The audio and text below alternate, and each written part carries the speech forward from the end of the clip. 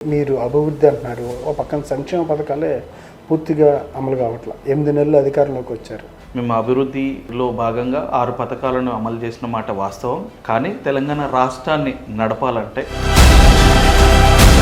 ఆర్టీసీలో లాభాలు ఆర్జిస్తుందా ఆర్టీసీ? స్టార్టింగ్లో మనము మహిళలని ఏదైతే మనం ఫ్రీ బస్ ఇచ్చినందుకు ఇది నష్టమే కదా అని చెప్పిన అనలిస్టులు ఈరోజు బస్సులు పెంచడం వలన హరీష్ రావు గారు అసెంబ్లీలో మాట్లాడుతూ అంత పెద్ద మొత్తంలో అప్పులైతే లేదు, 7 లక్షల కోట్లు అని చెప్పి ప్రచారం చేస్తున్నారు. టీఆర్ఎస్ ప్రభుత్వం అంటేనే మాటల గారడి లేదా అంకెల గారడి చేసే ప్రభుత్వం. కేసీఆర్ గారు కూడా అనేక మీటింగ్లో మిగులు బడ్జెట్ ఉన్న రాష్ట్రాన్ని వల్ల అప్పులమయంగా మార్చారంటే ఏంటి కారణం? టీఆర్ఎస్ ప్రభుత్వంలో దంచుకొనుడు దోచుకొనుడు అనే భాగం అయిపోయింది వాళ్ళు సంపాదించడం కోసం. గత ప్రభుత్వం మీద అన్నిటి మీద శ్వేతపత్రాలు రిలీజ్ చేశారు. తర్వాత మళ్ళీ వాటికి సంబంధించి చర్యలు కానీ, లేదంటే నిఘా కావచ్చు, లేదా వాటికి సంబంధించి కేసులు కానీ 10 ఏళ్ళు వాళ్ళు పాలించారు. వాళ్ళ అనుభవంతో రచ్చ చేస్తున్నారు అసెంబ్లీలో, మనం ప్రత్యక్షంగా చూస్తున్నాం. కానీ 8 నెలలకు బడ్జెట్ కేటాయింపులకు సంబంధించి కేంద్రం తెలంగాణ పట్ల ప్రధానంగా కేటాయింపులు కాకుండా వేరే రూపాల్లో కేటాయించిందని చెప్పి బీజేపీ వాదిస్తూ ఉంది. మీరేమో అసలు బీజేపీ ఏమీ ఇవ్వలేదంటున్నారు. తెలంగాణలో కూడా 8 మంది ఎంపీలను మన తెలంగాణ రాష్ట్ర ప్రజలు నమ్మి ఇచ్చారు. మరి వీరు కొట్లాడి తీసుకురావాల్సిన బాధ్యత వీరిపైన ఉన్నది. కానీ సబితేంద్రారెడ్డి గారి పట్ల రేవంత్ రెడ్డి గారి వ్యాఖ్యలు 100కి 100 రూపాయలు బట్టన్న గారు అన్నది, డిప్యూటీ సీఎం గారు అన్నది, రేవంత్ రెడ్డి గారు అన్నది వాస్తవం. కాంగ్రెస్ పార్టీలో అనేక పదవులు అనుభవించి రాజకీయాల్లో గెలిచిన తర్వాత, అధికారం వచ్చిన తర్వాత పార్టీలు ఎంతవరకు మారడం కరెక్ట్ అంటారు? 10 ఏళ్ళు మేము ప్రతిపక్షంలో ఉన్నాం. ఆ 10 ఏళ్ల కష్టము కనుక గుర్తొస్తే కేసీఆర్ గారు అసెంబ్లీకి ఎందుకు రావట్లేదు అంటారు? ఒక సీఎంఏ కాదు, ఒక పార్టీ అధ్యక్షునిగా నిజాయితీపరునిగా అన్ని వెలికి తీసి ముందు పెడుతున్నారు. కాబట్టి కానీ గతంలో పొడియం దగ్గరికి ఎవరు సభ్యులు కూడా వస్తే డిస్క్వాలిఫై చేయడం, మా అనలైస్ట్ ప్రకారం అక్కడ చూసినంత వరకు వాళ్ళు కావాలని ఉద్దేశపూర్వకంగా ప్రభుత్వాన్ని బదలాం చేయాలి. ఎస్సీ వర్గీకరణకు సంబంధించి మందకృష్ణ మా దగ్గర ఇప్పటి నుంచి పోరాడుతూ ఉన్నారు. చాలా రాష్ట్రాలు కూడా దీని మీద కొన్ని అనుకూలంగా ఉన్నాయి, కొన్ని ఉన్నాయి. దళితులపైన ప్రేమ ఉన్న వాళ్ళు ఎవరు ఇబ్బంది పడరు. చదువులో కానీ, ఉద్యోగాల్లో కానీ, వ్యాపారాల్లో కానీ, ప్రభుత్వ స్కీములలో కానీ బాగుపడేది. జాబులు ఎన్ని ఉన్నాయో ప్రకటించకుండా మేము ఈ మంత్ ఈ డేట్ ఇస్తాం, ఈ డేట్కి ఇస్తాం అన్నారు. దాని మీద విపక్షాలు రాద్ధాంతం చేస్తున్నాయి. టెక్నాలజీ బేస్ చేసుకొని జాబ్ క్యాలెండర్ని రిలీజ్ చేయడం జరిగిందండి. టెక్నాలజీ ప్రకారంగా మనకు 4 లేదా 5 రకాలుగా మనము డివిజన్స్ ఏర్పాటు చేసి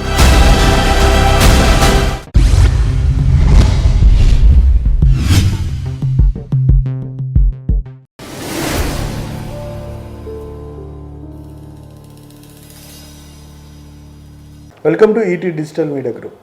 నేడు తెలంగాణ రాష్ట్రంలోని రంగారెడ్డి జిల్లాలో ఉన్న రాజేంద్ర నియోజకవర్గానికి సంబంధించి కాంగ్రెస్ నాయకులు, రంగారెడ్డి జిల్లా కాంగ్రెస్ పార్టీ ఉపాధ్యక్షులైనటువంటి పెదపులి కిషన్ గారితో వాళ్ళ ప్రత్యేక ముఖాముఖి. నమస్కారం కిషన్ గారు. నమస్కారం చెన్న గారు.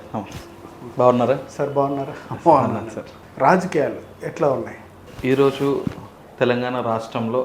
రాజకీయాలు మా సీఎం గారు, అలాగే పిసిసి ప్రెసిడెంట్ గారు అయినటువంటి రేవంత్ రెడ్డి గారి ఆధ్వర్యంలో రాష్ట్రం అంచెలంచుగా అన్ని సమస్యలకు పరిష్కారాలు చూపుతూ ముందుకు సాగుతున్నాం. వీలైనంత త్వరగా ఇంకా మంచి అభివృద్ధిని తెలంగాణ ప్రజలు చూడబోతున్నారు. కానీ మీరు అభివృద్ధి అంటున్నారు, ఓ పక్కన సంక్షేమ పథకాలే పూర్తిగా అమలు కావట్ల. 8 నెలలు అధికారంలోకి వచ్చారు. కానీ ఇవాళకి మీరు ఇచ్చిన సూపర్ 6 6 అభయాస్తం కింద ఉన్నటువంటి 6 కూడా పూర్తి స్థాయిలో నెరవేరలేదు. రుణమాఫీకి కూడా తంటాలు పడుతున్నారు. ఏంటి, ఎక్కడ జరుగుతుంది? 100కి 100 రూపాయలు మీరు అడిగిన ప్రశ్న కూడా వాస్తవం అన్న. ఎందుకంటే ప్రజలందరూ కూడా వాస్తవాలను గమనిస్తున్నారు. మీకు ఒక ప్రెస్ తరపు నుంచి మీకు కూడా డెప్త్ అనలైజ్ తెలుసు.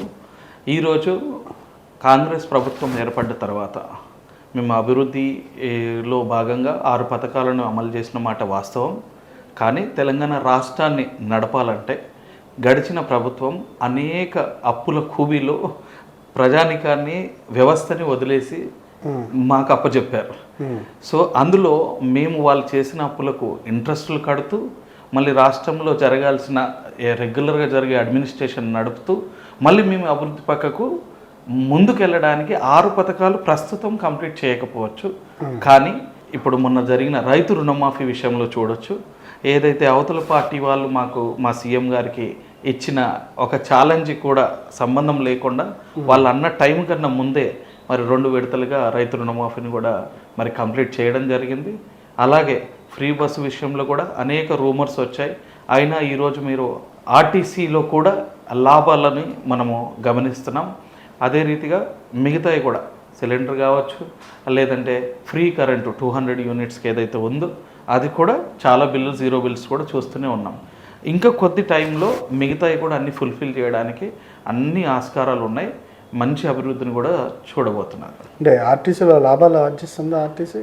సో రీసెంట్గా మనం గమనించినట్టయితే చూడండి, స్టార్టింగ్లో మనము మహిళలని ఏదైతే మనం ఫ్రీ బస్ ఇచ్చినందుకు ఇది నష్టమే కదా అని చెప్పిన అనలిస్టులు ఈరోజు బస్సులు పెంచడం వలన, అలాగే వీళ్ళు ఫ్రీ బస్సే లేడీసే కాకుండా మరి జెంట్స్కి ఆల్రెడీ మనం ఛార్జ్ చేస్తున్నాం.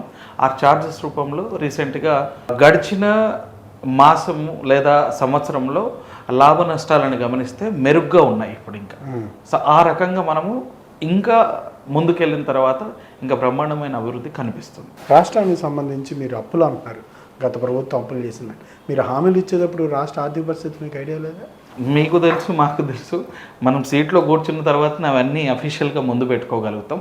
బట్ మేము ముందుగా గెస్ చేసింది ఫర్ ఎగ్జాంపుల్ ఒక 50% అనుకుంటే, మేము సీట్లో కూర్చొని ఫైల్స్ని అనలైజ్ చేసిన తర్వాత మా ప్రభుత్వం అడ్మినిస్ట్రేషన్ అంతా కూడా అది 50% కాదు 100% ఉంది. అలాంటి టైంలో మేము వాళ్ళకు వడ్డీలు కడుతూనే ఆపలేము, కట్టలేమంటే మనం వ్యవస్థ ముందుకు తీసుకుపోలేము. కాబట్టి వాటికి వడ్డీలు కడుతూనే మళ్ళీ రాష్ట్రాన్ని కూడా సమానంగా ముందుకు నడిపిస్తూ పోతున్నాం. హరీష్ రావు గారు అసెంబ్లీలో మాట్లాడుతూ అంత పెద్ద మొత్తంలో అప్పులైతే లేదు, 7 లక్షల కోట్లు అని చెప్పి ప్రచారం చేస్తున్నారు. అది అట్లాంటిదే లేదు అంటున్నారు. హరీష్ రావు గారు ఇది కూడా కడతాం అంటున్నారు. హరీష్ రావు గారు అంకెల గారు టీఆర్ఎస్ ప్రభుత్వం అంటేనే మాటల గారడి లేదా అంకెల గారడి చేసే ప్రభుత్వం. ఉదాహరణకు నేను ఎందుకు చెప్తున్నా అంటే, గడిచిన సీఎం గారు ఎవరు మన కేసీఆర్ గారు కూడా అనేక మీటింగ్లో అనేక వాగ్దానాలు కూడా చేస్తున్నారు. అలా మాట్లాడిన దానిలో 10% మాత్రమే చేశారు, 90% ఎక్కడ కూడా అమలు లేదు. అదే రకంగా వాళ్ళు మేము నిజాయితీ క్లియర్గా ఉన్నామని చూపించడం కోసం ఒక అంకెను చూపిస్తున్నారు అంతే. బట్ వాస్తవం వేరు. అది ప్రభుత్వం సిస్టమ్ వైజ్గా అన్నిటిని బయట పెడుతూనే ఉంది. అలాగని మరి ఆపట్లేదు కూడా, అడ్మినిస్ట్రేషన్ని ముందుకే వెళ్తున్నారు రేవంత్ రెడ్డి గారి టీం. అంటే అప్పులనే నిజంగా అంత నెంబర్ వాస్తవమేనండి. మనము ఇంకోసారి టాపిక్ పెట్టుకొని అవసరం అయితే డెఫినెట్గా నంకెలతో పాటు నేను కూడా ప్రయత్నం చేస్తాను ముందు. ఎందుకు అంత అప్పులైనవి అంటారు? మిగులు బడ్జెట్ ఉన్న రాష్ట్రాన్ని వల్ల అప్పులమయంగా మార్చారంటే ఏంటి కారణం? మా ప్రభుత్వం నుంచి మేము చెప్పేది ఒకటే, టీఆర్ఎస్ ప్రభుత్వంలో అది తెలంగాణలో ఒక యాస ఉంది కదా, దంచుకొనుడు దోచుకొనుడు అనే భాగమైపోయింది. వాళ్ళు సంపాదించడం కోసం ఫర్ ఎగ్జాంపుల్ 100 రూపాయలు ఉన్న ప్రాజెక్ట్ని 200 చూపించే క్రమంలో మరి ఆ రకంగా అప్పుల కూబిలో చేశారని నేను అంటాను. ప్రాజెక్టుల నుంచి మ్యాక్సిమం ప్రాజెక్ట్స్లోనే వాళ్ళు సంపాదించింది. భూముల్లో కూడా మనం గమనించినట్టయితే అనేక రకాలుగా మరి జన్వాడ ఉదాహరణ అనుకోవచ్చు. నాట్ ఓన్లీ రాజనగర్ కాన్స్టిట్యున్సీ కానీ, శంకర్పల్లి కాన్స్టిట్యున్సీ కానీ, కొల్లూరు, మొయినాబాద్ ఏరియాలో అందరికి పెద్ద వాళ్ళకి అప్పుడున్న ప్రభుత్వంలో ఉన్న వాళ్ళకి అనేక మందికి అదే ప్రాబ్లం కదా. వాళ్ళు సంపాదించుకున్నది ఎక్కువ. నేను చాలా మీ లాస్ట్ మన ఇంటర్వ్యూలో కూడా మనం మాట్లాడాం, వాళ్ళు సంపాదించింది ఎక్కువ, ప్రజలకు అందింది తక్కువ. కానీ కాంగ్రెస్ ప్రభుత్వంలో ప్రజలే ముందు, అందుకని మేము ప్రజాపాలన అని కూడా అంటున్నాం. విమర్శించడం కోసం ఏదైనా విమర్శిస్తారు, కానీ వాస్తవం అది కాదు. కానీ గత ప్రభుత్వం మీద అన్నిటి మీద శ్వేతపత్రాలు రిలీజ్ చేశారు. తర్వాత మళ్ళీ వాటికి సంబంధించి చర్యలు కానీ, లేదంటే ఎవరెక్కడ తప్పు చేశారనేది నిఘా కావచ్చు, లేదా వాటికి సంబంధించి కేసులు కానీ అట్లాంటిది ఏమి వేయాల కమిటీస్ కానీ. ఏంటి అంటే అంతర్లీనంగా పరిపాలన చేసుకుంటూ వెళ్తారా, లేదంటే రాబోయే రోజుల్లో పాత వాటికి సంబంధించి ఏదైనా వాటి మీద విచారణ చేపట్టే అవకాశం ఏమైనా ఉంటుందా? తప్పకుండా ఉంటుందండి. ఎందుకంటే ప్రస్తుతం మేము అభివృద్ధి పైన ఫోకస్ చేస్తున్నాం, అడ్మినిస్ట్రేషన్ పైన మా ప్రభుత్వం ఫోకస్ చేస్తుంది. కాబట్టి మేము కొత్తగా వచ్చాం. 10 ఏళ్ళు వాళ్ళు పాలించారు. వాళ్ళ అనుభవంతో ఎంత రచ్చ చేస్తున్నారు అసెంబ్లీలో మనం ప్రత్యక్షంగా చూస్తున్నాం. కానీ 8 నెలలకు 10 సంవత్సరాలకు చాలా తేడా ఉంది. ప్రజలదంతా కూడా గమనిస్తున్నారు. కాబట్టి ప్రస్తుతం మేము ప్రజలకు ఏం అందాలో, అడ్మినిస్ట్రేషన్ ఎంత స్మూత్గా ముందుకు తీసుకెళ్లాలో అని మాత్రమే ఫోకస్ చేస్తున్నాం. సేమ్ టైం ఎక్కడ మిస్టేక్ జరిగింది కూడా మరి రేవంత్ రెడ్డి గారి ప్రభుత్వం అండ్ డిప్యూటీ సీఎం భట్టి గారి ఆధ్వర్యంలో అన్ని అనలిస్ట్ జరుగుతున్నాయి. నేను అనుకుంటున్నా భవిష్యత్తులో మీరు అడిగిన దానికి ఎక్కడ తప్పు ప్రతి దానికి కూడా ఆధారాలతో సహా ముందుకెళ్తుందని కూడా తెలియజేస్తున్నాం. బడ్జెట్ కేటాయింపులకు సంబంధించి కేంద్రం తెలంగాణ పట్ల లేదంటే తెలంగాణకి ఆరోపణలు కాకుండా ప్రధానంగా కేటాయింపులు కాకుండా వేరే రూపాల్లో కేటాయించిందని చెప్పి బీజేపీ వాదిస్తూ ఉంది. మీరేమో అసలు బీజేపీ ఏమి ఇవ్వలేదంటున్నారు. మీ ఒపీనియన్ ఏంటి? బడ్జెట్ విషయంలో తెలంగాణ విషయానికి సంబంధించి బీజేపీ వ్యవహరించిన విధానాన్ని మీరు ఎట్లా చూస్తారు? 100% కరెక్ట్ అండి. ఇప్పుడు ఏదైతే బీజేపీ ప్రభుత్వం ఉందో డెఫినెట్గా పక్క రాష్ట్రమైన ఆంధ్ర కూడా డెవలప్ కావాలి, దాన్ని కేటాయించింది. మరి అదే ప్రేమను తెలంగాణ మీద కూడా చూపించుంటే బాగుండేది. ఇక్కడున్న అది నేను సెంట్రల్ గవర్నమెంట్ ప్రాబ్లమా ఇంకొకటి అనను. మరి మన తెలంగాణలో కూడా 8 మంది ఎంపీలను మన తెలంగాణ రాష్ట్ర ప్రజలు నమ్మి ఇచ్చారు. మరి వీరు కొట్లాడి తీసుకురావాల్సిన బాధ్యత వీరి పైన ఉన్నది. కానీ ఆ విధంగా ఆలోచిస్తే తెలంగాణకు డెఫినెట్గా బీజేపీ సౌతి తల్లి ప్రేమను చూపించిందని అనాలి. ప్రాజెక్టు రూపంలో ఇంకో రూపంలో చేయొచ్చు, కానీ తెలంగాణను కూడా డెవలప్ చేసుకోవాల్సిన బాధ్యత సెంట్రల్ గవర్నమెంట్కి ఉంది. ఎందుకంటే తెలంగాణ కూడా సెంట్రల్ గవర్నమెంట్లో భారతదేశంలో భాగమే. అది కూడా మోడీ గారు, మరి ఇక్కడ మోడీ గారి టీంలో ఉన్న 8 మంది ఎంపీలు కూడా అది గుర్తుపెట్టుకొని ఇప్పటికైనా ఇది తెలంగాణ ప్రజలకు మరి మోసమే తప్పే కాబట్టి కొట్లాడి తీసుకురావాలి. అది వారి బాధ్యత, ప్రేమ ఉంటే. రాజన్న నియోజకవర్గానికి సంబంధించి ఎమ్మెల్యే గారు కూడా మీ పార్టీలోకి వచ్చేసారు. అవును, గతంలో కాంగ్రెస్ని మీద పోటీ చేశారు, ఆయన కాంగ్రెస్ని ఎండగట్టారు బాగా ప్రచారంలో కూడా. ఇవాళ మళ్ళీ ఆయనకే మీ పార్టీ షెల్టర్ అవ్వడం ఏమనిపిస్తుంది మీకు? అండ్ డెఫినెట్గా కింది స్థాయి క్యాడర్ కానివ్వండి, లేదా లీడర్లు కూడా కానివ్వండి, వాళ్ళ ఎందుకంటే అపోజిట్గా పనిచేసి సడన్గా ఇముడుకోవాలి, కలిసి పనిచేయాలన్నది ఇమీడియట్గా రాకపోవచ్చు.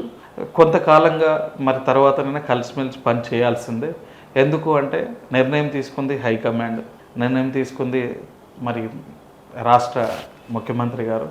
కాబట్టి అందరితో కలిసి పనిచేయాలి. ఎందుకంటే డెవలప్మెంట్ విషయంలో మాత్రమే అన్ని రకాలుగా ఆలోచించి మరి ముందుకెళ్ళి కలుపుకున్నాం. కాబట్టి ప్రస్తుతం కొంచెం క్యాడర్ అంతా మిక్స్ అవ్వడం కష్టం అవ్వచ్చు.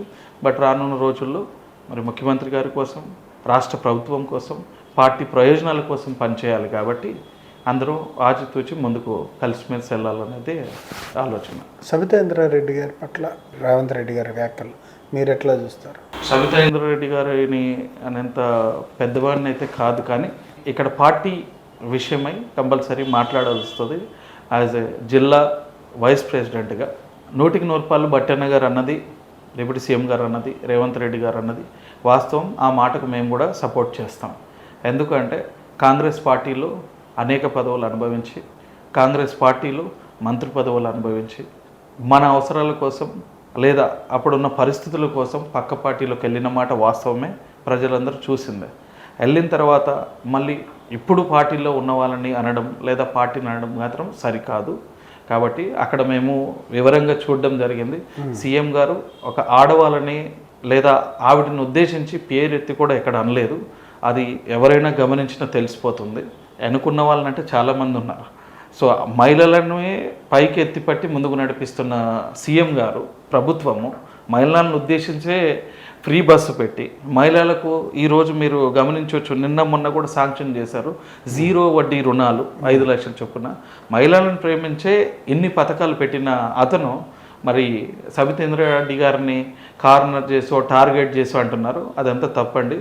కేవలం మన పర్సనల్ మన అవసరాల కోసం పార్టీ మారిన తర్వాత పార్టీ మీద దుమ్మెత్తి పోస్తే ఎవరైనా ఊరుకోరు. అట్లా మాట్లాడడం కూడా సరికాదు. కాబట్టి సబితా ఇంద్రారెడ్డి గారి విజ్ఞతకే పార్టీ వదిలేస్తుంది. ఒక ఎమ్మెల్యే గారు మీ పార్టీ మారి మీ కాన్స్టిట్యున్సీ వచ్చారు, ఆయన పార్టీ మారేట్టు వచ్చారు. కానీ పార్టీ కోసం పనిచేసిన మీలాంటి వాళ్ళు ఇంకోళ్ళు ఉంటూ ఉంటారు. ఎమ్మెల్యే గారు వెనకున్న వాళ్ళు కూడా ఎప్పటి నుంచో ఆయన వెనకాల ఉన్న వాళ్ళు ఉంటారు. రేపు ప్రయారిటీ విషయంలో రేపొద్దునే ఉన్న ఎన్నికలకు సంబంధించి వస్తే, స్థానిక ఎన్నికలు వస్తే ప్రయారిటీ విషయంలో ఎవరికి దక్కే అవకాశాలు ఉంటాయి? ఎవరికి దక్కాలో నిజంగా పార్టీకి పనిచేసిన వాళ్ళకి గుర్తింపు, గౌరవం, పదవి ఇవ్వడం ఉంటుందా? కాంగ్రెస్ ఎటువంటి చేరికలను ప్రోత్సహించడం వల్ల కాంగ్రెస్ పార్టీలో ఇప్పుడే కాదు, గడిచిన కొన్ని సంవత్సరాల నుంచి కూడా పార్టీ కోసము నిబద్ధతతో పనిచేసి పార్టీ కోసం కష్టపడ్డ వాళ్ళకే ఫస్ట్ ప్రాధాన్యత ఉంటుంది. అలా అని నిన్న మొన్న వచ్చిన వాళ్ళు కదా సో కింది స్థాయిలో చూడడం అనేది ఉండదు. ప్రియారిటీ ఫర్ ముందు పార్టీ కోసం ఎవరైతే కష్టపడ్డారో వారికి ప్రాధాన్యత ఉంటుంది.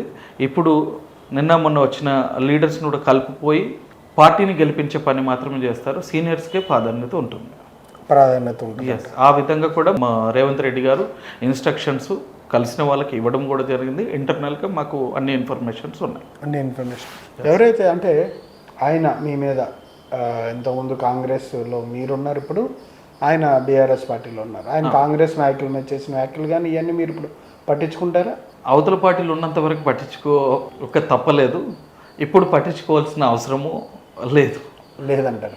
అంటే రాజకీయాల్లో ఇట్లాగా ప్రజాస్వామ్య రాజకీయాల్లో గెలిచిన తర్వాత అధికారం వచ్చిన తర్వాత పార్టీలు ఎంతవరకు మారడం కరెక్ట్ అంటారు? అంటే మీ ఎమ్మెల్యే గారిని తీసి పక్కన పెడితే కాసేపు మీకు జనరల్గా మనం మాట్లాడితే కనుక పార్టీలు మారే సంస్కృతి మంచిది కాదు.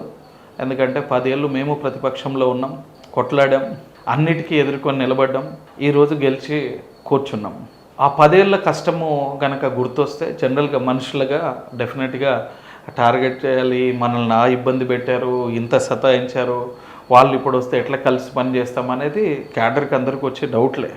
కానీ ఇక్కడ సందర్భాన్ని మనం గుర్తు చేసుకోవాలి. టీఆర్ఎస్ పార్టీ అధినేత నీ ప్రభుత్వాన్ని కొన్ని రోజుల్లో నేను కూలగొడతాను, పడగొడతాను అనే వాక్యాల మీద వచ్చిన సందర్భం కాబట్టి ఇక్కడ మేము మా ప్రభుత్వాన్ని కూడా నిలబెట్టుకోవాలి.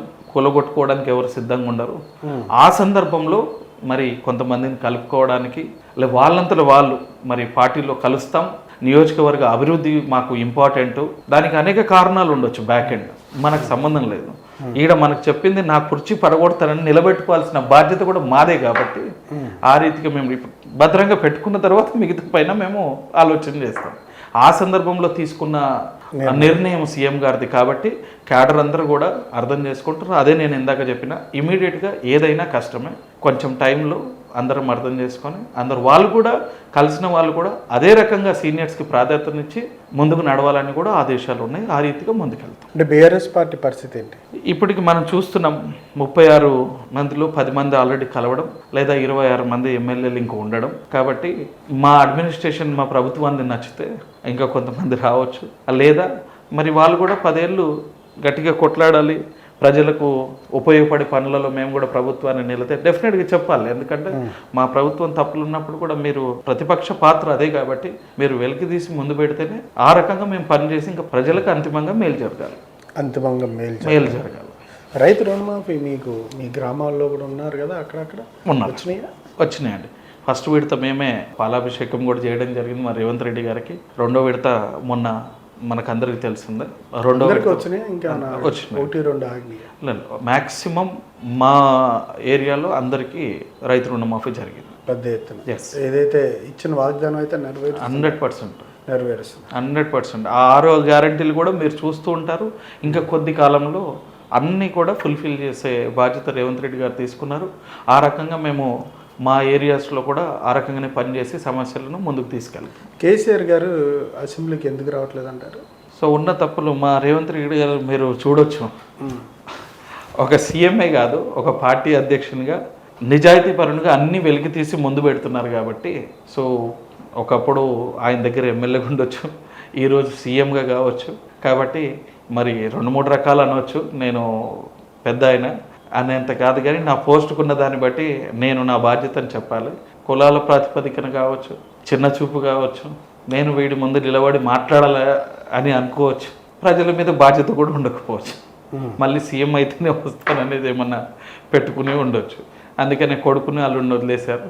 అయినా మా వాళ్ళు సీఎం గారు, డిప్యూటీ సీఎం, మిగతా మంత్రివర్గము అందరూ కూడా ఉన్న ప్రభుత్వంలో ఉన్న రిపోర్ట్స్నే వాళ్ళ ముందు పెట్టి వాళ్ళ నోర్లు మూయిస్తున్నారు. మనం అందరం గమనిస్తాం. కానీ గతంలో పోడియం దగ్గరికి ఎవరు సభ్యులు కూడా వస్తే డిస్క్వాలిఫై చేయడం ఇట్లాంటివి ఉండే కదా, కానీ మీరు సభను సజావుగా నడుపుతున్నారు. మా అనలైస్ట్ ప్రకారం అక్కడ చూసినంత వరకు వాళ్ళు కావాలని ఉద్దేశపూర్వకంగా ప్రభుత్వాన్ని బదలాం చేయాలి ఎలాగైనా అని 1కి 10 సార్లు ఉద్దేశపూర్వకంగానే ఇరిటేట్ చేస్తున్నారు. సస్పెండ్ చేస్తే మళ్ళీ బయటికి వెళ్ళి ప్రజల దగ్గర సానుభూతి పొందాలని. మొన్నటిది కూడా చూడొచ్చు. ఇందాక సబితేంద్ర రెడ్డి గారి టాపిక్ చూస్తే సబితేంద్ర రెడ్డి గారిని అక్కడ అనలేదు, కానీ సబితేంద్ర రెడ్డిని అన్నారని ఆమెని ఉసగొలిపిన వెనకాల ఎవరున్నారు? అగైన్ కేటీఆర్ గారు. ఇది కూడా వాళ్ళ స్కెచ్ ఒకటి వేసుకొని అనేక సార్లు ఇబ్బంది పెడితే సస్పెండ్ చేయాలి. అందులో కూర్చోవడం ఇష్టం లేదు, ప్రజల గురించి మాట్లాడే ప్రాజెక్టులు వినాలని ఆసక్తి లేదు.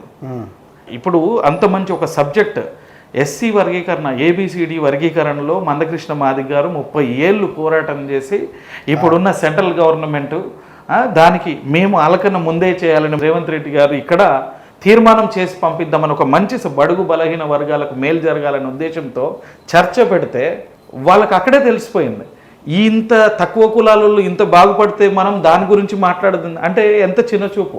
దానిలో ఉదాహరణగా మాట చెప్పుకోవచ్చు. 3 ఎకరాల పొలం అన్నారు దళితులకు, లేదు. దళితుడే సీఎం అన్నాడు, లేడు. అప్పటికి ఒక డిప్యూటీ సీఎం రాజయ్య గారిని చేసి మళ్ళీ సస్పెండ్ చేసేయడం. అనేక కోణాల్లో తక్కువ కులస్తులని టీఆర్ఎస్ ప్రభుత్వం వ్యతిరేకమే. అది మరొకసారి అసెంబ్లీ సాక్షిగా నిరూపణ జరిగింది. నీకు ఏబిసిడి వర్గీకరణ దళితులు రాష్ట్రంలో ఎన్ని కోట్ల మంది ఉన్నారు, వాళ్ళు ఇంపార్టెంటా? అనకుండానే ఒక ఆమెను అన్నారని చెప్పేసి బ్లేమ్ చేయడం నీకు ఇంపార్టెంటా? సో నువ్వు బురద జల్లాలనే ఉద్దేశంతో తండ్రి కొడుకు అల్లుడు అందరూ ఒక పథకం ప్రకారమే సస్పెండ్ చేపించి బయటికి వెళ్ళి సానుభూతి పొందాలని దురుద్దేశంతో మాత్రమే పోడియంని టార్గెట్ చేస్తున్నారు తప్ప ప్రజల మీద కానీ రాష్ట్రం మీద కానీ ఎలాంటి ప్రేమ టీఆర్ఎస్కి లేదు. ఎంతైనా సరే డిస్క్వాలిఫై చేయకుండా వాళ్ళని వినాలి అనేది రేవంత్ రెడ్డి గారి టాపిక్ కదా. వినాలని కాదండి. ఇప్పుడు ఫర్ ఎగ్జాంపుల్ మనం అనుకుందాం, మాకున్న అవగాహనని బట్టి సస్పెండ్ చేసాం, బయటికి వెళ్ళి అనేక చిల్లర మల్లర పనులు తప్ప పబ్లిక్ ఫోకస్ని డైవర్ట్ చేయడం తప్ప ఉపయోగం ఏమీ లేదు. పబ్లిక్ మీద బురద రుద్దడం కన్నా మీ తలనొప్పి ఏదో మేమే భరిస్తామని మా సీఎం గారు మా మంత్రివర్గము ఓపిక పడుతుంది. ఓపిక కూడా ఒక అద్దు పద్దు ఉంటుంది. ఒక స్టేజ్ వచ్చినప్పుడు వాళ్ళ పరిణామం. మా సీఎం రేవంత్ రెడ్డి గారు కూడా అంత ఆషామాషి వ్యక్తి కాదు, మనకందరికి చరిత్ర తెలిసిందే. ఒక మంత్రిగా కూడా చేయలేదు, ఎమ్మెల్యేగా మాత్రం చేశారు. అయినా సీఎం హోదాలో కూర్చొని ఎంత చక్కగా 8 సంవత్సరాలు నడిపిస్తున్నారు. మీరు కామెంట్ చేయాలని అది చేయలే ఇది చేయలే అని అనొచ్చు. మేము అట్లా తిరిగి చేయడానికి లేము, మేము సేవ చేయడానికి వచ్చినాం, ప్రజల సేవ కాబట్టి మిమ్మల్ని టార్గెట్ చేస్తలే. ప్రజల క్షేమమే మా క్షేమం కాబట్టి ఆయన ఓపికతో ఉన్నారు. సమయం వచ్చినప్పుడు కంపల్సరీ సీఎం గారు డిప్యూటీ సీఎం గారు డెఫినెట్గా వాళ్ళకు ఒక సరైన సమాధానం చెప్తారు. ప్రస్తుతము ప్రజల క్షేమం ఇంపార్టెంట్ కాబట్టి మిమ్మల్ని భరిస్తూ ముందుకు సాగుతున్నాం. ఎస్సీ వర్గీకరణకు సంబంధించి మీరే ఉంటారు, ఎన్నో ఏళ్ళ నుంచి మందకృష్ణ మాదిగ గారు ఎప్పటి నుంచి పోరాడుతూ ఉన్నారు. చాలా రాష్ట్రాలు కూడా దీని మీద కొన్ని అనుకూలంగా ఉన్నాయి, కొన్ని ఉన్నాయి. దీని మీద మీరే ఉంటారు, దీనికి సంబంధించి మీ సమ్మతమేనా? మీకు 100% సమ్మతమేనండి. ఆయన ఉద్యమం ఏదైనా ఒక పని ఎంచుకున్నప్పుడు డ్రాబ్యాక్స్ ఉంటాయి, విన్ సిచ్యువేషన్ ఉంటుంది, విన్నింగ్ కూడా ఉంటుంది. కాబట్టి అంతిమంగా ఎస్సీ వర్గీకరణకు రూపకల్పన చేసింది మందకృష్ణ మాదిగ గారు. ఆయన పోరాటం, ఆయన పనితీరు, ఆయన సాధించాల్సిన లక్ష్యం కూడా 100% ఆయన సక్సెస్ అయ్యారని చెప్పొచ్చు. ఏబిసిడి వర్గీకరణ దళితులపైన ప్రేమ కాబట్టి ఆయన పోరాటం అమోఘం. ఆయనకు ఎప్పుడు ఈ దళిత వర్గం అంతా కూడా రుణపడి ఉంటుంది. దానికి ఆ ఉద్యమానికి సహకరించిన స్టేట్ గవర్నమెంట్ కానీ లేదా సెంట్రల్ గవర్నమెంట్ బిల్లు పెట్టిన వల్ల, ఎందుకంటే ఒక మంచి పనిని మనం అందరం కూడా హర్షించదగ్గ విషయమే. సెంట్రల్లో కానీ స్టేట్లో కానీ అందరికీ దళిత పైన చూపించిన బిల్లులో సహకరించిన ప్రతి ఒక్కరికి కూడా మనము పాదాభివందనం కృతాభినందనలు తెలియజేయచ్చు. దీంతో ఈ వర్గీకరణతో ఒక వర్గం ఏమైనా ఇబ్బంది పడుతుందా? నిజం చెప్పాలంటే దళితులపైన ప్రేమ ఉన్న వాళ్ళు ఎవరు ఇబ్బంది పడరు, ఈర్ష్య ఉన్న వాళ్ళు మాత్రమే ఇబ్బంది పడతారు. ఎందుకంటే చదువులో కానీ ఉద్యోగాల్లో కానీ వ్యాపారాల్లో కానీ ప్రభుత్వ స్కీములలో కానీ బాగుపడేది ఈ వర్గీకరణలో ఏబిసిడి వర్గాలుగా విడిపోయిన వాళ్ళు తక్కువ కులస్తులు. అందులో చిన్న క్యాస్టులు కూడా ఉన్నాయి, వాళ్ళు వీటికి నోచుకుంటలే. ఈ ఏబిసిడి వర్గీకరణ తర్వాత వాళ్ళందరూ కూడా ఫోకస్లోకి వస్తారు, ఎలిజిబిలిటీ ఉంటారు, అన్నిట్లో కూడా సమాన భాగం వస్తుంది. కాబట్టి ఇందులో ఇబ్బంది పడే వాళ్ళు ఒకటే, అగ్రవర్ణాలు లేదా ఇష్టం లేని వాళ్ళు, ఈర్ష్యతో ఉన్న వాళ్ళు. వాళ్ళని మనం అవన్నీ పట్టించుకుంటూ పోతే అభివృద్ధిలో ముందుకెళ్ళలేదు. అంతిమంగా పేదవాడు బాగుపడుతున్నప్పుడు మనకు బాధ ఎందుకు?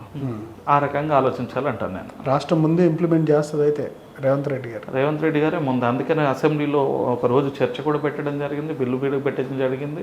సెంట్రల్ గవర్నమెంట్ సిఫార్సు కూడా పంపించే ప్రాసెస్లోనే ఉన్నారు. రాష్ట్రాలకి ఈ అధికారం ఇవ్వడం చాలా మంచిది అంటారు. చాలా మంచిది. జాబ్ క్యాలెండర్ విషయానికి వద్దాం. జాబులు ఎన్ని ఉన్నాయో ప్రకటించకుండా మేము ఈ మంత్ ఈ డేట్ ఇస్తాం, ఈ డేట్కి ఇస్తాం అన్నారు. దాని మీద విపక్షాలు రాద్ధాంతం చేస్తున్నాయి. అవును, ఏమంటారు? టెక్నాలజీ బేస్ చేసుకొని జాబ్ క్యాలెండర్ని రిలీజ్ చేయడం జరిగిందండి.